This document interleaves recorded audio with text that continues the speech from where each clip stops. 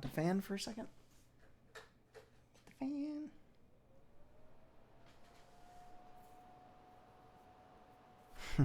He likes the fan where it's cool. Now. Is that too much fan? Is that too much fan? Oh, it's a lot of fan. Back it down. Now, we're back down to Matthew 16. The Pharisees and the Sadducees came up, and testing Jesus, they asked him to show them a sign from heaven. But he replied to them, "When it is evening, you say, it will be fair weather, for the sky is red. And in the morning there will be a storm today, for the sky is red and threatening. Do you know how to discern the appearance of the sky, but cannot discern the signs of the times? An evil and adulterous generation seeks after a sign, and a sign will not be given it, except for the sign of Jonah." And he left them and went away. As I recall, we read through Job. Job has something also about seeking for signs.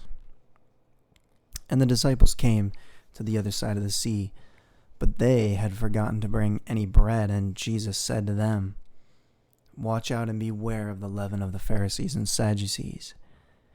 They began to discuss this among themselves, saying, "He said that because we did not bring any bread."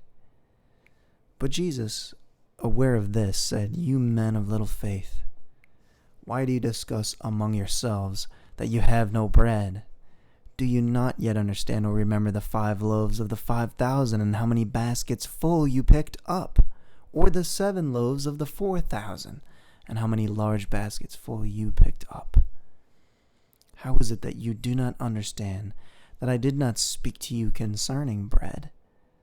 But we beware of the leaven of the Pharisees and the Sadducees."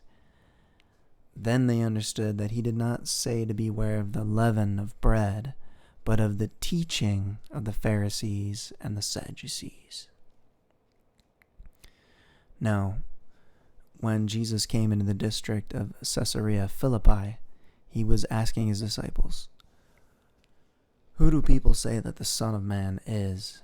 And they said, "Some say John the Baptist, others Elijah, but others Jeremiah, or one of the prophets." He said to them, "But who do you say that I am?" Simon Peter answered, "You are the Christ, the Son of the living God." And Jesus said to him, "Blessed are you, Simon Barjona, because flesh and blood did not reveal this to you, but my Father who is in heaven. I also say to you that you are Peter, and upon this rock I will build my church, and the gates of Hades will not overpower it. I will give you the keys of the kingdom of heaven, and whatever you bind on earth shall have been bound in heaven, and whatever you loose on earth shall have been loosed in heaven." Then he warned the disciples that they should tell no one that he was the Christ.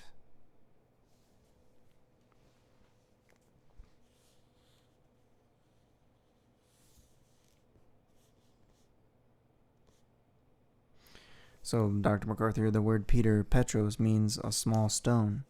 Jesus used a play on words here with Petra, which means foundation, a foundation boulder.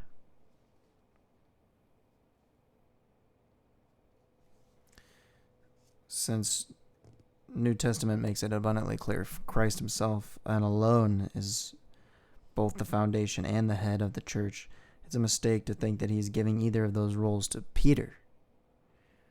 There's a sense in which the apostles played a foundational role in the building of the church, but the role of the primacy is reserved for Christ alone, not assigned to Peter. So Jesus' words here are best interpreted as simple plan words, and that a boulder-like truth came from the mouth of one who was called a small stone. Peter himself explains the imagery in his first epistle. The church is built of living stones, who, like Peter, confess that Jesus is the Christ, the Messiah. And the Son of the living God, and Christ himself is the cornerstone of the church. 1 Peter 2, 6 and 7. Matthew is the only gospel where this term is found. Christ called it my church, emphasizing that he alone is the architect, builder, owner, and Lord.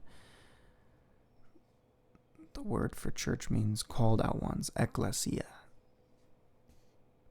While God had since the beginning of redemptive history been gathering the redeemed by grace, the unique church he promised to build began at Pentecost.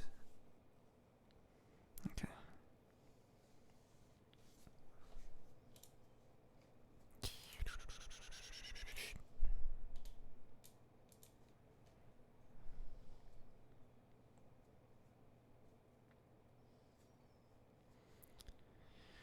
It's curious to me, too, that a warning, beware of the teaching of the Pharisees and the Sadducees, comes right before.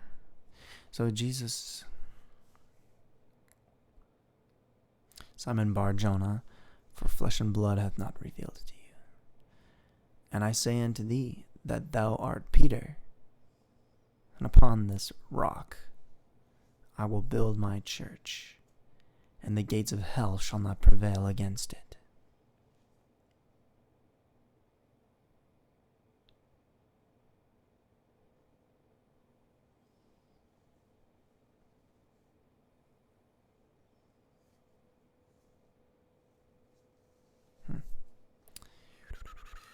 This might be said in general to the apostles. No?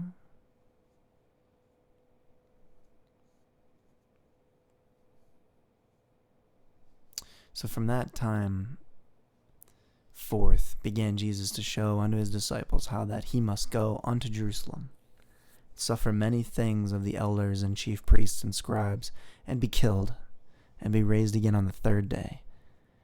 Then Peter took him and began to rebuke him, saying, Be it far from thee, Lord, this shall not be unto thee. But he turned and said unto Peter, Get thee behind me, Satan. Thou art the offense unto me. For thou savorest not the things that be of God, but those that be of men. So when a man thinks he can stand, that's when he falls. So Peter saying, Upon you I build my church, goes to, Get behind me, Satan. Thou art an offense unto me. Then said Jesus unto his disciples, If any man will come after me, let him deny himself, take up his cross, and follow me. Get behind me, Satan. So when you take an antichrist position, you're in the position of being on the side of Satan. There is no neutrality. You're guilty of that. You need to repent and get back on the right side. Verse 24. Then you are a stumbling block for me. You are not setting your mind on God's interest, but man's.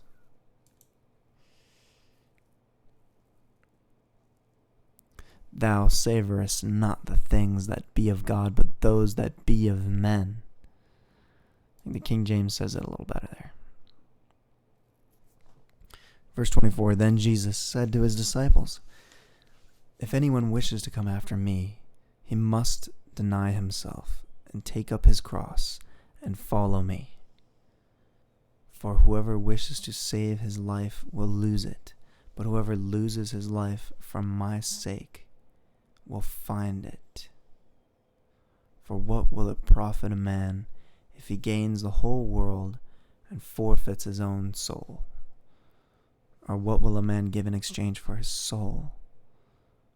For the Son of Man is going to come in the glory of his Father with his angels, and will then repay every man according to his deeds. Truly, I say to you, there are some of those who are standing here who will not taste death until they see the Son of Man coming in his kingdom.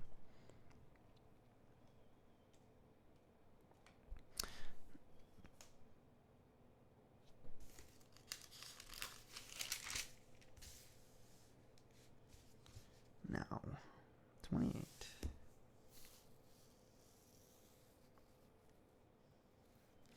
So in all three of the synoptic Gospels, this promise is made immediately prior to the Transfiguration. Mark, Luke, and Matthew here. Furthermore, the word for king can be translated royal splendor, coming in his splendor. Therefore, it seems most natural to interpret this as a promise, as a reference to the Transfiguration, which some of the disciples, Peter, James, and John, would witness only 6 days later.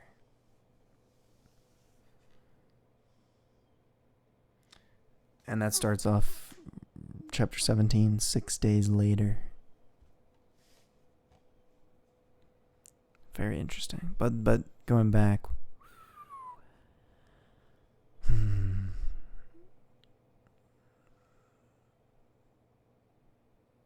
Jesus was show his disciples he must go to Jerusalem, suffer many things from the elders and chief priests and scribes, and be killed and raised up on the 3rd day.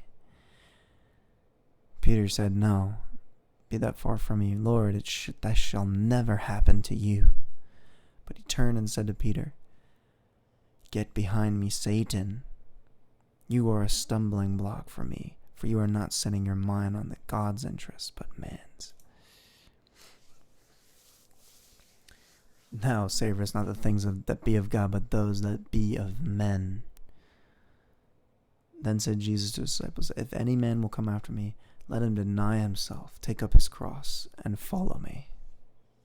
For whoever will save his life shall lose it, and whosoever will lose his life for my sake shall find it." What do you think, Rupert? Rupee?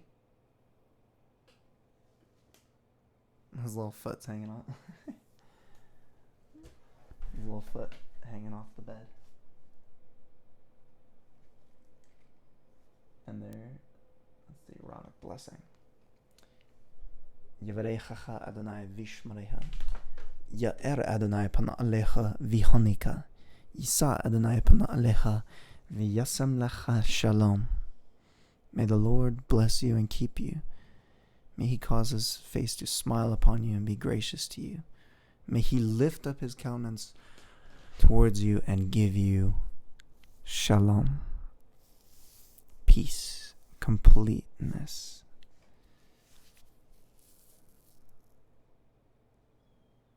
Now, Matthew 16 to Mark 8.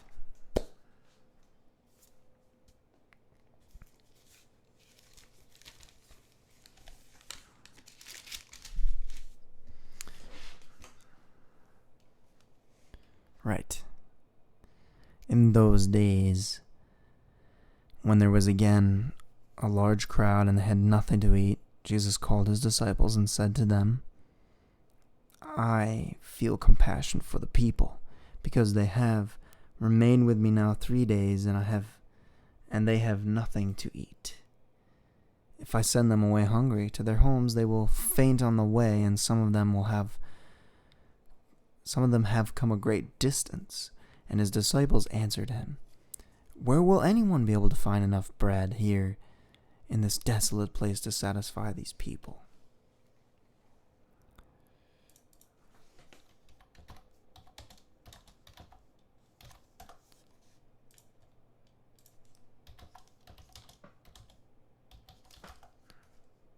Right.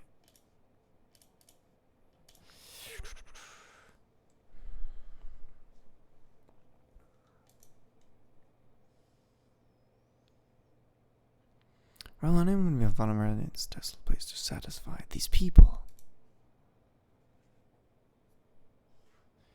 And the King James and his disciples answered him, "From whence can a man satisfy these men with bread here in the wilderness?"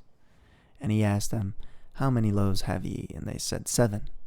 And he commanded the people to sit down on the ground, and he took the 7 loaves and gave thanks and brake, and gave to his disciples to set before them. And they did set them before the people. And they had a few small fishes, and he blessed and commanded to set them also before them. So they did eat and were filled, and they took up of the broken meat that was left 7 baskets. And they that had eaten were about 4,000, and he sent them away. Straightway he entered into a ship with his disciples, and came into the parts of Dalmanutha. Verse 10. Dalmanutha, yeah. Now, and the Pharisees came forth and began to question with him, seeking of him a sign from heaven, tempting him. And he sighed deeply in his spirit, and saith, Why doth this generation seek after a sign? Verily I say unto you, there shall be no sign given unto this generation. And he left them, sighing deeply in his spirit. Why does this generation seek for a sign? No sign will be given to this generation. Leaving them, he again embarked and went away to the other side. Now the disciples had forgotten to take bread, neither had they any in the ship with them more than 1 loaf. And he charged them, saying, Take heed, beware of the leaven of the Pharisees, and of the leaven of Herod. It just made him think of it. And they reasoned among themselves, saying, God knew that they would have forgotten that, and made it happen for the reason of mentioning this. Take heed, beware of the leaven of the Pharisees. And they reasoned among themselves, saying, It is because we have no bread. And Jesus knew it. He saith unto them, Why reason ye because ye have no bread? Perceive you not, neither understand? Have ye your heart yet hardened? Having eyes, see you not? Having ears, hear you not? And do ye not remember when I brake the 5 loaves among the 5,000, how many baskets full of fragments ye took up? They say unto him, 12. And when the 7 among 4,000, how many baskets full of fragments took ye up? And they said 7. And he said unto them, How is it that you do not understand?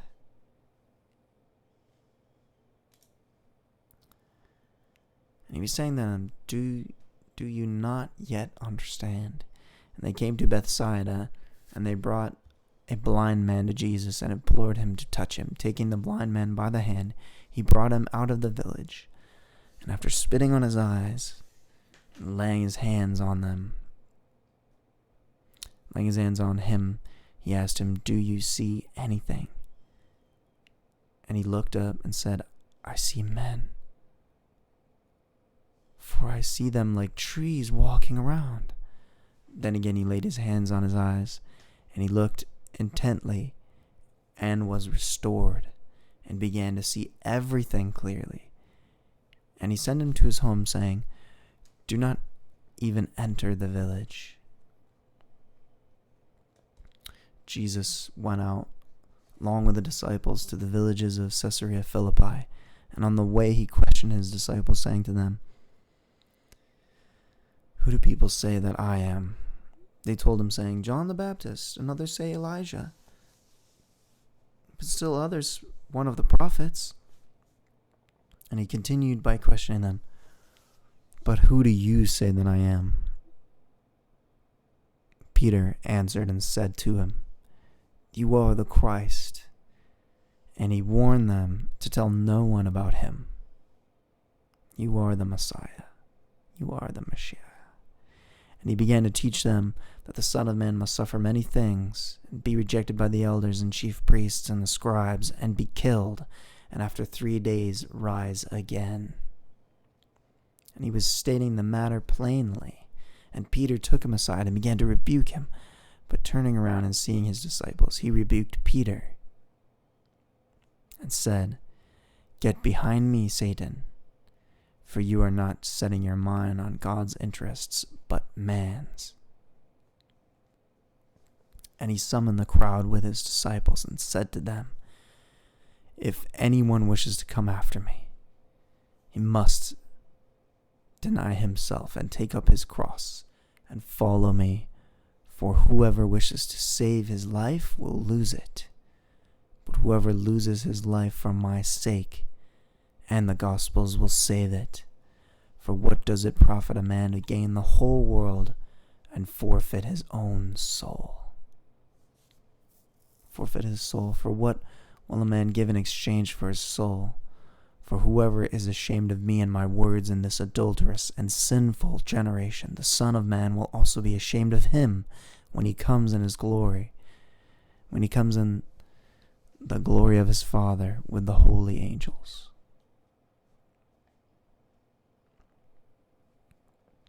Whosoever therefore shall be ashamed of me and of my words in this adulterous and sinful generation, of him also shall the Son of Man be ashamed when he cometh in the glory of his Father with the holy angels.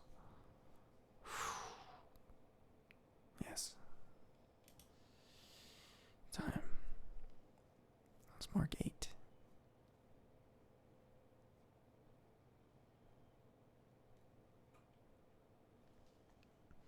Help me, Lord, to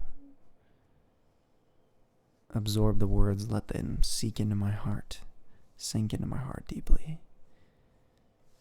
Help my enthusiasm to continue.